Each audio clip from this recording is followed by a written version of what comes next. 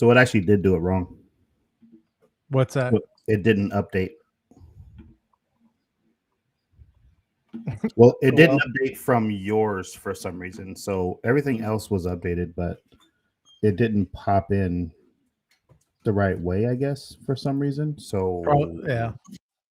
it just didn't propagate or something. I'm not sure. All right. Well, we're live now, so you're muted. So it changed it. I'm muted. Now you're not. You're good. Oh, All right. okay.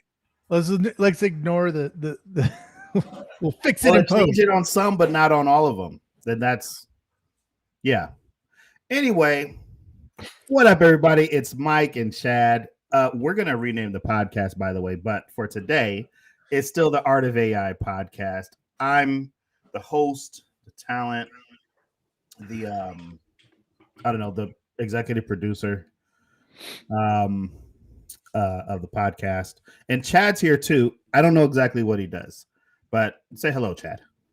I just sit here and look pretty. That's what Chad is. He's the pretty guy. Today, if you got the right topic on your feed, is actually who's the actual GOAT, and this actually stems from a conversation that's been ongoing. So it did do it right on some places, because some people are hitting like and it's saying, okay, who's the GOAT? So it only didn't update correctly on some of them. Anyway, I'm the business goddaddy. I'm super proud of my new nickname. I was doing consultations last week, and one of them ended up being with a boy by the name of Caleb, whose mother contacted me a couple of days later asking if I could be his business goddaddy. And now that's my new nickname on everything. I'm going to change everything to that because I absolutely love it. So the GOAT. What does the GOAT mean, Chad? What is a GOAT? Greatest of all time. Greatest of all time. So this is a conversation that gets had periodically. A lot of basketball with this one, right? Because we talk, of course, about Michael Jordan, but they just comes up a lot when people bring up LeBron James about being the GOAT or the greatest player of all time, especially when he became the all-time points leader for the NBA. Right? I don't know if you know that, but he's the all-time points leader for the NBA. I did. Okay, that's cool. Chad's not a sports guy, and that's fine. I'm not necessarily a sports guy either. I'm a playoff sports guy. I played sports. I didn't watch them. That was my thing. Here we go. I'm not a spectator very much. I just watched the University of Oregon Ducks. That's pretty much it, right? Never rains in Autzen Stadium. So I made a post a few days ago, 3 days ago. And it actually, I'm going to show the post here. So let's take a look at this. And it asks the question: start, bench, cut. And we've got Kobe Bryant, LeBron James, and Michael Jordan. Okay. And early on, I was kind of disappointed with some of the responses that we were getting there, specifically because the responses was like, oh, come on, you know the answer to this. Yeah, right? Mine was the right answer. Yours was the right answer. Actually, let's look at Chad's. Let's find Chad's answer here. Let's see. Oh man, that'd be messed up if it didn't show yours. There it is. Okay, there we go. Chad says, my opinion is you cut LeBron and Michael, bench Kobe, and put in Bugs Bunny. For anybody who didn't get that, that is what's the name of the movie? Space Jam. That's a Space Jam reference because Michael and LeBron have both done Space Jam, whereas Kobe never got an opportunity to ball out with Mr. Bugs Bunny. But then we have answers like, you start 6 chips. No disrespect to anybody in this, right? Start 6 chips, bench 5 chips, cut 4 chips, right? What's the object of the game, right? There's a lot of, this is going to generate some conversation here, right? But I believe that the correct answer here is you cut Michael Jordan or you cut Kobe. Either one of those, LeBron starts, because otherwise you're too small. You cut LeBron, you're too small. Anyway, this conversation is one of many around the topic of the greatest of all time. And I share an opinion that I think Chad shares as well, And that is that the whole argument of the greatest of all time is completely irrelevant and moot, Yeah. because the game, especially when it comes to games like basketball, Or right? football, Or football, right? the Yeah. game is very different today. So the game that LeBron plays in, right? And LeBron isn't even like a current, because we're not talking about prime LeBron now, right? But if you take the game as it was played during prime Jordan era, and you look at the game that's being played during prime Kobe or even prime LeBron era, those are three different games. The rules are different, the style of play is different, and the level of competition is different, right? So different, in fact, that while there are a few, in my opinion, there are a few players that could do well in different eras, most of the guys who were playing in some of those eras wouldn't be able to play in this era. We had this conversation about golf, right? Right. Because I think golf was one of the sports where you brought up what's his name? Tiger Woods. Tiger Woods and Phil Nicholson, right? Yep. And Phil, for as good as he was, I don't think prime Phil can play with Tiger in that same league. The courses are longer. It's a lot, and I think you said golf was The not sheer athleticism that Tiger Woods brought to golf right. was, before Tiger, was pretty much unheard of. I mean, I'm not saying they're all out of shape and they can't walk, all that stuff, but he just changed the amount of intensity. He brought NBA and NFL level of focus and athleticism to golf, where it used to be just a bunch of old white guys, right? And they would be running around, and Walking around gingerly. yeah, I mean, it's like, okay, I can stand here and hit a club, right? And that's not to put them down. The sports evolve over time, right? Mm-hmm. So there's ways you could look at it. One, who has the biggest impact, right? Michael Jordan at his is had a huge impact because he changed how the game was played, right? Mm-hmm. He Air Jordan, and that whole concept was because of how he played the game, the physicality, right? Now, and I'm not a huge, don't even bother commenting on how off I am about basketball or stuff like that. I mean, I'll acknowledge that, but in a concept, you know, uh, you know, Jordan changed the game, but now it's more of a drawing fouls, playing the rules game than it was a physical game when Jordan was playing, right? Um, they're trying to weed out all that physicality. And so that changes the rules, and it changes how you have to play the game to be successful. So to compare Jordan to LeBron and even Kobe, I mean, Kobe was kind of in the middle of that shift, and so the idea that one's the greatest of all time becomes a more relative uh conversation. I mean, it's kind of like when you look at inflation in general, right? Mm-hmm. Inflation, if I go buy a house now for $100,000, I'm cheaper than cheap, right? And if it's now, we live, in California, for example. So you go to those hot real estate markets, $100,000 for a 2,400 square foot home with X, Y, and Z pool, blah, blah, blah. Then,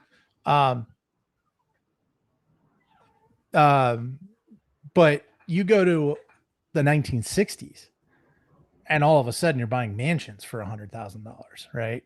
Right. So I saw a clip, like a literal clipping out of like a Sears catalog, right? Like blew my mind that Sears was selling houses, number one. But you could buy a house out of the Sears catalog and it was like $3,000 for a 2-bed, 1-bath, nice backyard out of the Sears for a few grand. Right. Right. And you can't get a shed at Home Depot for that now. Right. And to tie that back in, you're comparing different times. The Right. job market was different, the value, the number of homes The supply and demand curve shifted. So in the same way that you can't compare, I mean, you have to adjust for inflation. It's a lot harder to adjust for quote unquote inflation in sports, right? But the same thing occurs. The market changes, the sports market changes. Somebody like Jordan or Woods, Tiger Woods comes along, they change the bar, right? They don't, and maybe that's the indication of whether you're the greatest of all time. Did you change how the game was played? But Right. even that isn't something that you can use on its own just because of the same thing, inflation. Like how much can the game change, right? After that initial, because of course, Michael Jordan wasn't the first guy to change the game. Somebody had to get them to stop using woven baskets, right? And then Somebody cut. Right. so like somebody cut a hole in the bottom of one. It was like, oh, now we can shoot from over here, and it falls Well, through. and I think that's it. From my perspective, the it has to be an athlete who changes the game. It can't be rules changed arbitrarily. It's an athlete who drives um, other franchises, for example, in basketball or football, to actually adopt some of the strategies that they've been dominating with, because it's either you know adjust or die, right? um so those are some of the things that you've got to take into account when you're kind of looking at who's the greatest, right? That's again the supply and demand curve. It just changes everything. Right. um and the arguments get heated, you know and everybody it's funny because it's the perfect example of somebody trying to find the facts to fit their opinion, right? Like, Mhm. I love Michael Jordan or I love LeBron James, and here's the reason he's the best, you know, and you're kind of like, well, yeah, but there's just you're filling your own argument. There's no objectiveness to it. Well, not to put too fine a point on it either, but there's another space where this argument is happening right now as well. There was a creator who recently, and when I say recent, I mean probably in the last few days, maybe last week, got on the Takati Tick and said that they believe Taylor Swift is bigger than Michael Jackson was, right? And then, of course, people came out and corrected them, right? Like the world is bigger now. So, of course, the numbers are going to be a little bit different. But the world that Michael Jackson existed in was also skewed towards somebody being able to do what Michael Jackson did, right? Like you think about like Elvis Presley and Michael Jackson and kind of what was going on during that period of time. There was no internet, right? So it's not like if Chad, if you and I wanted to put out an album, we could do that today. It might not be very good, right? But we could release an album today. We could record and release it today, right? Right. You Right. couldn't do that back then. You had to know somebody who had a studio. You had to spend a ton of money on equipment or have a record deal or something had to be going for you back then. And then there's a thing where kind of tying this in with the sports thing, where there's a story about Magic Johnson inviting Michael Jackson to a Lakers game. And I don't know if you Right. heard about this, but I'm sure you can imagine what happened. Long story short, they ended up stopping the game so Michael Jackson could get out Oh, really? I because didn't know that. nobody's paying attention to anything happening on that floor when Michael Jackson walks in. Right. Right? It's like there's pandemonium. There's just nobody's crying and spilling out. Well, maybe people cry, right? I'm not going to take that away from Taylor Swift. She does create music that connects with people, and people cry. That's the whole point of art in some points, right? To make that emotional connection. So that does happen. But have you seen people like falling out all over themselves, passing out, like literally going crazy over Taylor Swift, the way that they were doing it for Michael Jackson? Taylor Swift can go shopping. Well, yeah, but again, it's a matter of again, the environment's changed, And I'm going to use it's not really inflation, but I'm going to use the term inflation so that we kind of understand that historical shift in how the market works and the value of things in general. We're just going to call it inflation for the sake of this conversation. But they did for the Beatles, they did for Elvis, and then they did for Michael Jackson. But what's shifted between Michael Jackson and Taylor Swift is the nicheness of the market, right? So now I don't, what did you when Michael Jackson debuted and pretty much his entire career, when you would put out music, what did you try and do? You tried to get radio play, right? Right. You had to play on the radio. Exactly. So there's this, this funnel effect that happens, that so few people make it through the radio gatekeepers, that now once you get through, you're played on multiple radios. One radio does it. There's this domino effect, and all of a sudden you're everywhere. And there's this cultural touchstone. And just because you're the only game in town as far as on the radios, then you became bigger and bigger. Now, the environment that Taylor Swift is in right now, I can go listen to some obscure ska band from San Francisco and never listen to a Taylor Swift album. And I don't need a radio to tell me what to listen to. I don't have to look for a genre-based radio station. I can create basically my own radio station / playlist, right? You never have to listen to anybody if you don't like. I don't even remember the last time I've listened to terrestrial. Actually, you know what? I drove the work truck this weekend and listened to some terrestrial radio. I only do it when for some reason my phone is disconnected and the XM radio is not switched. I'd rather listen to a podcast. I have a USB just for that. The point is that it's that environment is gone, right? Because things change.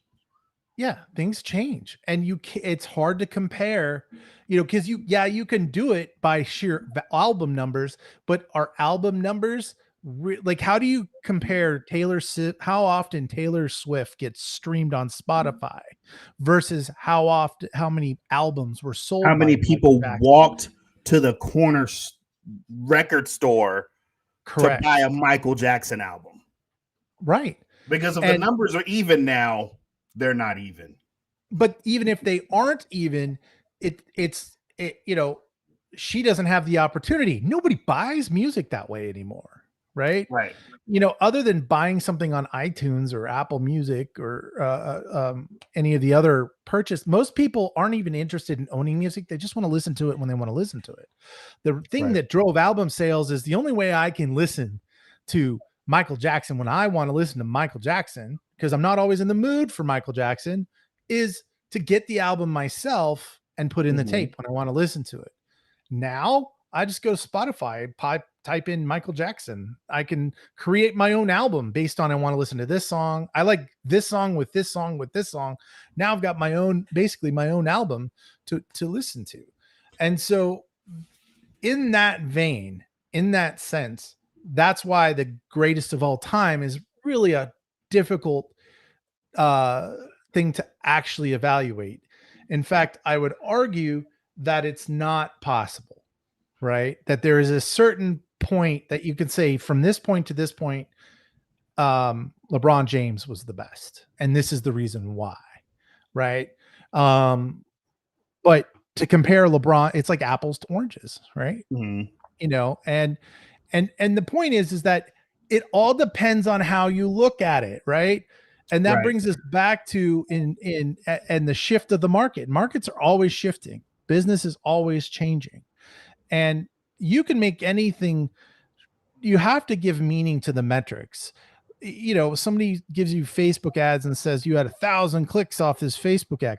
Great. How many deals did you actually get out of that? Right. How many did you close? Because at the end of the day, you're not making money off clicks, unless you're a YouTube creator. And I'm not going down that route, but I'm just saying, as an average business who has a product or service to sell, you're not going to just, you're not making money off people viewing what you're doing, right? You need them to click through and get interested and all that. There has to be value in what it is that you're actually doing. Right. But those are metrics that are very popular, right? Like, hey, look at, you've got all this exposure. Well, you know how many times people are like, hey, give me your free product and I'll give you tons of exposure. You know how many times those actually turn into deals? Zero, right? Because they're not, I don't know if the number's zero. Somebody buys stuff. Somebody's buying something. but it's not typically because of exposure, right? Like, I mean, exposure is a McDonald's play, right? Exposure is and what I mean by that is, you know, just because somebody's going to give you exposure, you're going to get exposure. That doesn't fill the end of that pipeline, right? That gives you, okay, people are aware of you, but now how are you going to get them over to the hump to a customer, a paying customer, right?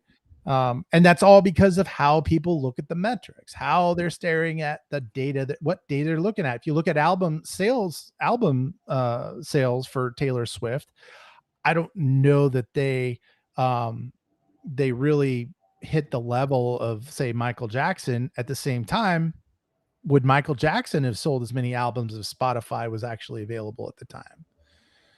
You know, I can say probably not. right. Because we arguably have people in who occupy the space that Michael Jackson occupied in that pop R&B kind of space who are more talented, and I'm probably gonna get like some phone calls or some nasty messages about saying that, right? Because I love Michael Jackson. I'm more of a Prince guy, but I love Michael Jackson. But I think that today we have artists who are arguably at least as talented as Michael Jackson. I'll say that when it comes to songwriting, performing, the dancing, the vocal talent. Don't get me started on people who can actually play instruments, right? And they're not as big as Michael Jackson. They didn't have the cultural impact that Michael Jackson has had. No. And right? not to Because take anything it's already away happened. from, but not to take anything away from how the impact that Michael Jackson had, but you know, the world's changed. Right. Not as many people are going to be exposed to any individual artist like they were. I mean, I listened to a heavy metal band called the HU from Mongolia, right? I love them. They're awesome. That's a great name. Yeah. Yeah. and the point is that, you know, they're obscure, right? They're not, I mean, they're a little bit higher profile. They're not like some band nobody's ever heard of, and they've had some interesting collaborations, but the point is that's taking my listening time, right, from somebody like a Taylor Swift or somebody else, you know, Right. that I could be listening to. And that's where that cultural touchstone seems a little diffuse to me, because everybody's able to go into their own little niche interests now. And I'm not saying it's a bad thing. It's just the reality Right. of it. No, that's just what it is. It That's why the and Beatles were so big, so right? to compare greatest of all time between, say, a Michael Jackson or a Taylor Swift, and I'm not arguing one way or the other. This is not about that. It's about, once it's changed, how do you measure that, right? And once the market shifts, how do you measure your efforts, right? It's the same kind of thing. Right. I was bringing up the Beatles, right? Because they hit American shores at right around the same time that broadcast television did. Right? Yep. And so the American public is now this is like the first time most Americans ever saw a British person, and they looked so weird with their bowl haircuts, and they talk funny and all that sort of thing. I'm not taking away from their talent. They wrote some beautiful songs. Like they really truly did. But does that happen today? No. There's not pandemonium over any bands, really. Not like there was then. A lot of the Korean boy bands are doing really well in that respect, where they have, you know, the girls are going crazy over them because, you know, for whatever reason. But I just don't think we have that type of impact. And it's a similar thing that happens, you know, to kind of segue into something else here. It's a similar thing that kind of happens with the efforts that you might be putting into your business, right? Where if you were running Facebook ads back in like 2012, 2013, oh my God, you 2015, you were a genius. I I accidentally said that, but that is a pun because Billie Jean is Marketing was actually running ads then, and they call themselves geniuses. And not to take anything away from them, but the timing was great because that was a blue ocean situation, and people really the only way to get attention for your business back then was the same stuff that always had existed: newspaper, which was less effective than radio, which was less effective than TV. You sprinkle in some billboards, and that's pretty much what you have to get your business attention. And now here come internet ads with targeting. And it's like it changed the world. Now everybody can run Facebook ads. So how do you get that attention? How do you carve out your niche? How do you get like clients and customers and prospects? How do you get them Michael Jackson excited over your offer? I don't know that you can really. But right? but the difference is it's like you're right. You can't get as many people, but now you can find the right people a lot easier. So Right. the reality is that you can target your Taylor Swift fans or your Michael Jackson fans, to use those as business analogies. Like if you're trying to, if you're running a business where you print Michael Jackson t-shirts, you go find Michael Jackson fans and advertise to them, right? Mm-hmm. And give your offer, pitch what you think it's worth and how wonderful you have. And these t-shirts are the greatest. And, 10% goes to one of Michael Jackson's favorite charities, whatever the pitch is, but you're targeting them specifically. So yeah, you don't have to go to a billboard. I mean, think about how geographically restricted billboards are, right? It's not only locally based on city and state, but it's also based on what street you're on and whether or not it's in a place that somebody's going to see it. Like if I'm driving by, I'm not paying attention to billboards if I'm the driver, right? Mm-hmm. So then you got to figure out who's typically driving, what time of day they're driving, where does that, that's targeting for you, right? That's what you're trying to do. But the thing is, you make that wrong commitment and you don't get any results out of it. It's hard to pivot because you put it, those billboards aren't like, yeah, we'll try it for a month typically, you need to be able to just make that shift. And you can with digital ads and digital outreach in general that you couldn't before. Right. That's a fact. So that's all I got, man. There is no GOAT. Agreed. There's no GOAT. There's no GOAT. There's people who did impact the game. Talking back about basketball, I think that I don't know that there's a face of the league right now. So if LeBron James retires, who's the guy? Around here, because I'm in the Bay Area, LeBron James isn't the face of the league. Steph Curry. Steph Curry is the guy. You're right. Like everybody's talking about LeBron James, and I'm like, I love watching that. I love watching Curry play, and I'm not a real huge sports watcher, but I love watching him play, and that's, again, he's, as far as I'm concerned, he's the face of the league, right? Because I don't think he gets enough credit. I think that his game, I think he gets more of a team game type of label on him.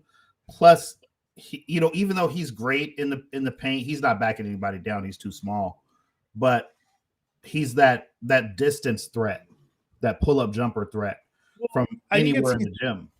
He's a distance threat, but I think people underestimate his leadership. Like I would argue that his leadership in making the plays happen, again, I'm limited in my understanding in basketball, and I'm sure somebody can argue around me, but he's able to open up plays for other players. You know what I'm saying? So yeah, he's not going to get as many scores, but he created the opportunity, right? And there's a huge value in that kind of leadership, right? Which is a whole nother podcast, the value of leadership in an organization. But how is that not the greatest of all time, right? So the metrics change. Again, you're looking at different metrics. And at the end of the day, it's what matters, what metrics matter in the results for your business or for what you're doing, right? Because to measure the greatest of all time, well, yeah, you could put a phenomenal player that carries the team on his shoulders like LeBron.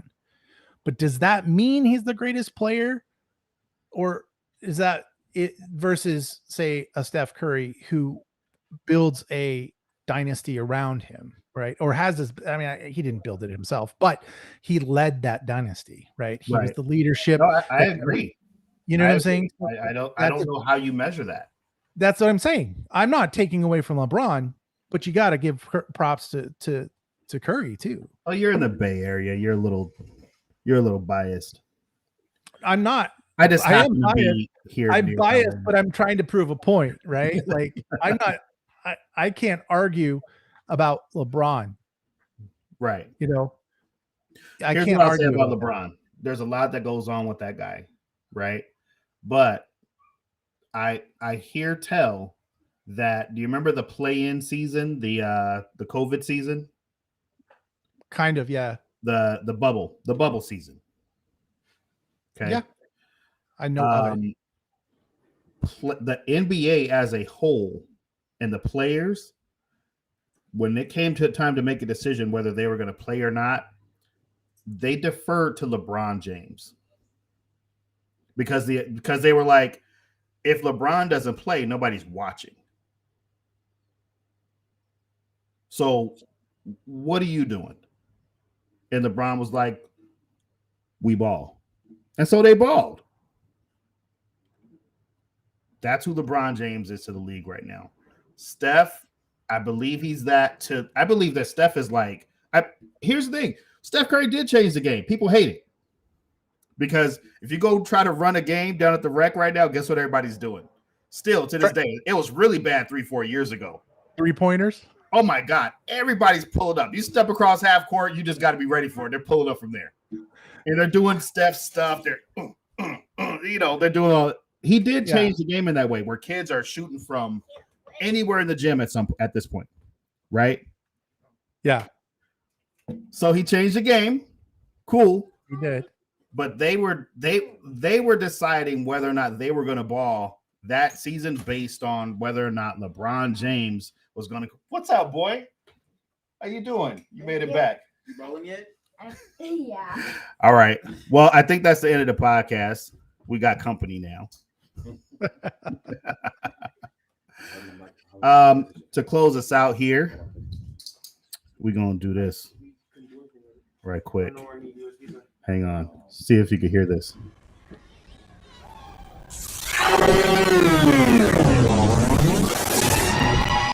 No, Michael Jackson.